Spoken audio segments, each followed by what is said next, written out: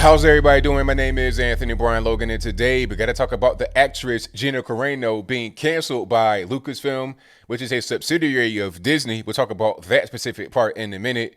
But the whole thing that's going on here is that she was on the Mandalorian TV show for the past 2 years, and she won't be there anymore due to being canceled. Now, before we even get into it, disclaimer, I don't know what The Mandalorian is. I know it's a TV show, obviously, and I know it's part of the Star Wars universe, but I'm not a Star Wars guy or a Star Trek guy. I know they call the Star Trek fans Trekkies. I'm not sure what a Star Wars fan is called, but I'm not that. All I know is R2D2, and that's pretty much it. So I'm not going to approach this from a biased point of view in favor of the show or from a show hating point of view. I'm going to come at it just defending her against cancel culture. All right. Now, Lucasfilm put out a statement about this, and I'll place some of that on the screen before you. And it reads, Gina Carano is not currently employed by Lucasfilm, and there are no plans for her to be in the future. Nevertheless, her social media posts denigrating people based on their cultural and religious identities are abhorrent and unacceptable. Now, this is a really, strongly worded statement, but the question is, were her posts really that bad? Was it that serious to take her off of the whole TV show? I mean, what's really the big deal here? Now, shout out to Louderworth Crowder. I just happened to click on their show earlier today, and right when I clicked on it, they were talking about this, and I didn't watch their reaction to it because I want to have my own original thought, but I did catch this screenshot, and I'll place that on the screen before you, and you can see some of the posts right here. It's not just the one about the Jews. We'll talk about that in a minute. The media are reporting that, but that's not even really the only post. There were a few posts here. The first one is open up your businesses and churches. Put whatever regulations you want because that is your right, but open them up. You telling me the virus knows the difference between a protest or praise and worship? Haven't even been in church in over a decade, but I sure will go now. And I think the average person in the world feels that exact same way. All right. I'm not really a church guy myself, but I respect church. I respect religion. I respect the rights of Americans to worship how they feel. So why can't we go to church? If you have all these protests, all these BLM protests, everybody's elbow to elbow and rubbing elbows and hind parts and everything else, why can't I go to church? What's the big deal? All right. I don't really understand. So yeah, open up. Let's go ahead and just get to it. Now, granted, that was September of last year, but I don't think things have really changed from that point up until now. They're talking about the vaccine, but has that really been proven to actually work in the field away from the limited study that they did?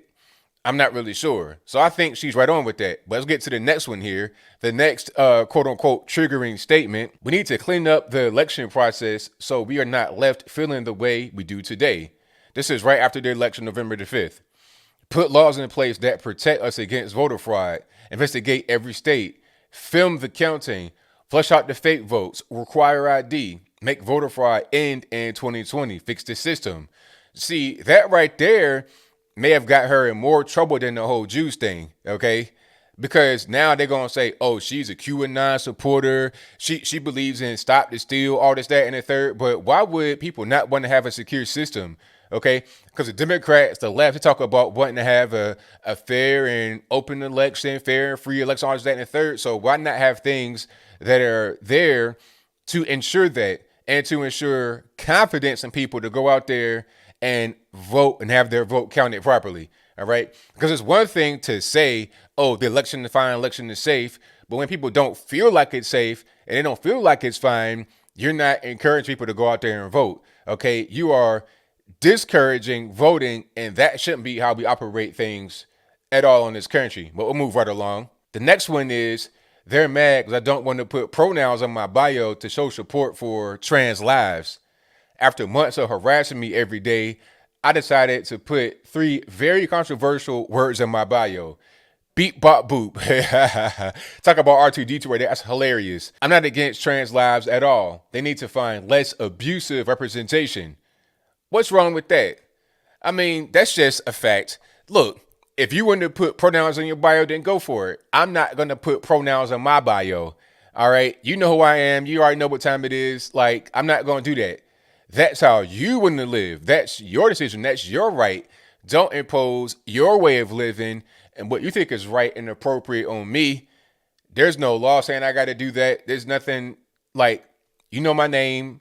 That's all you need to know. That's it.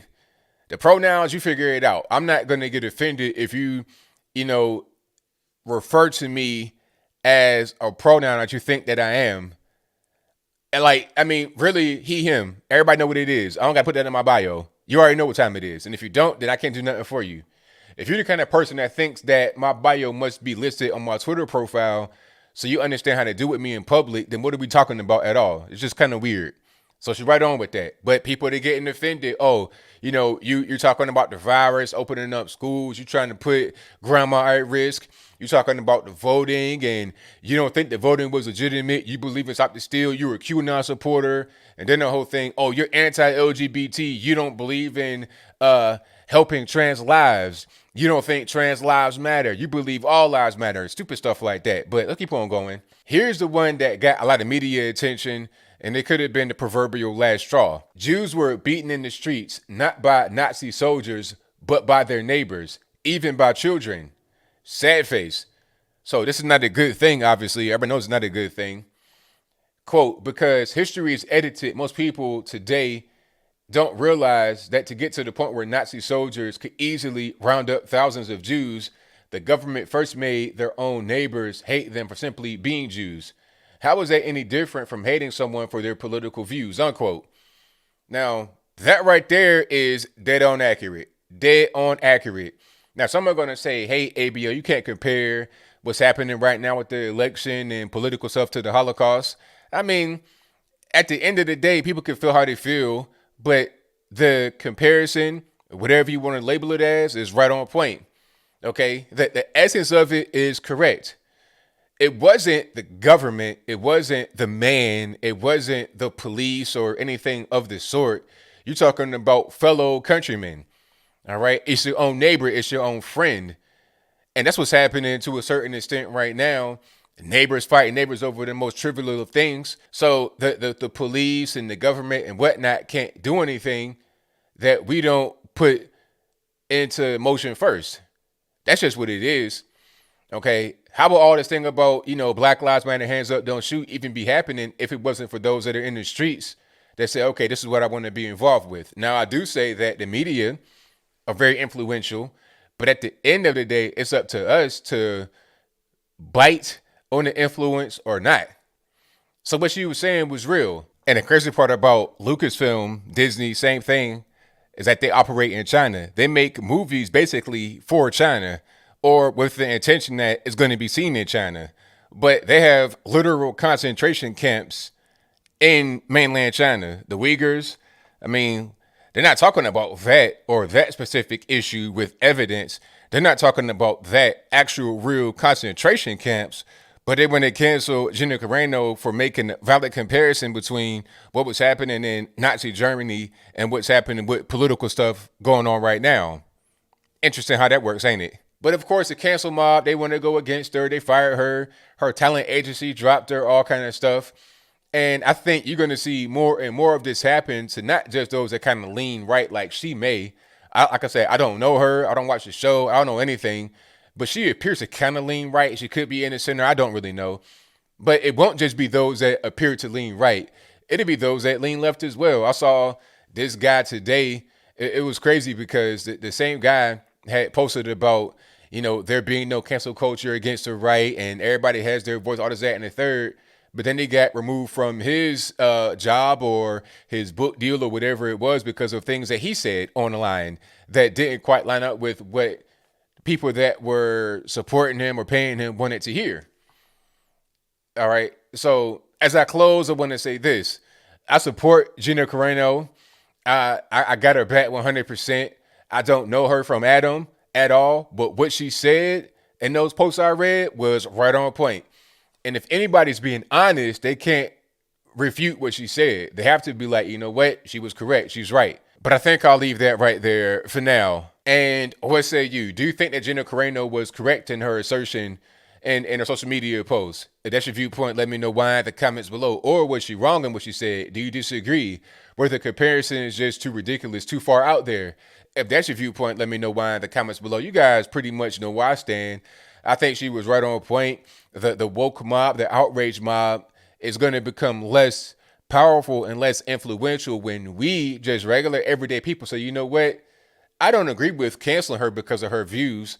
I don't agree with, just erasing somebody. I like The Mandalorian. I enjoyed that show. What she said wasn't that bad. You're going to see more and more and more people kind of get the forceful red pill. If they've not gotten it already, they're going to get it under Biden and the failed promises and the woke mob like spiraling out of control with no checks or balances. You're going to see people just get red pilled and they're going to come to the other side. That's my prediction for the future. And I think actually, if that happens, we'll be in a much better place in America because you won't have so many lost and confused people or asleep people that don't even really see what's going on and will just, hey, when they say get on the train, they'll just do it because they think it's the right thing to do. They think it's patriotic to do a thing because they've been brainwashed. But whatever your thoughts are, please let me know in the comments below. And that's all I got to say for this video. If you like what you heard, please comment, rate, share, and subscribe. Peace.